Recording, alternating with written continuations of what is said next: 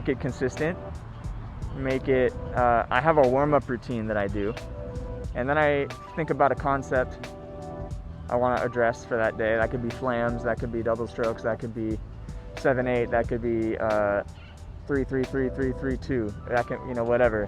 I work on that, and then after that I try to like be creative and I have the fun. So I guess you could break my practicing down in warm up, practice, fun. Along with being consistent, I like to keep time limits to each one of these things. So within each one of those 3 big groups, I can break it down into like micro groups of whatever the concept I'm practicing. So many concepts that you can break down your practicing into.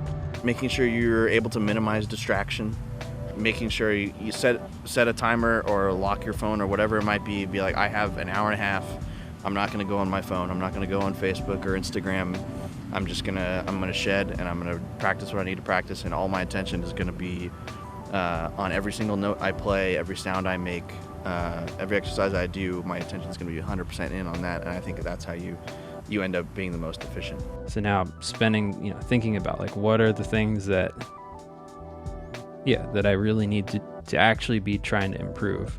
Whenever I have any students, what I try to do is give them like specific things to focus on, especially when it comes to improvisation.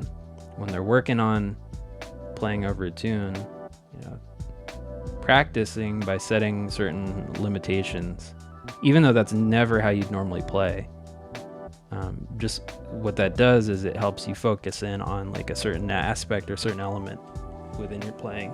So for me, it's always like, well, what are some things that I think that they need work on? Just like thinking about specifics. I also always kind of like try to emphasize a constant shifting between being like microscopically focused on certain details and then being like super broad, big picture with how you're looking at things, and like constantly going back and forth, alternating between the two. Requires a bit of both to get results. At least that's how I see it. So.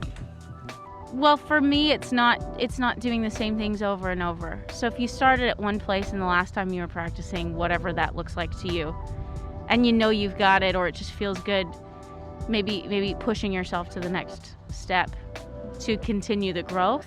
For me, to be more efficient, I just have to like let go of any sort of expectation that I thought was going to happen in that practice session. So if I thought I was going to be a certain place, like letting go of that and just like getting down to being okay with where you're at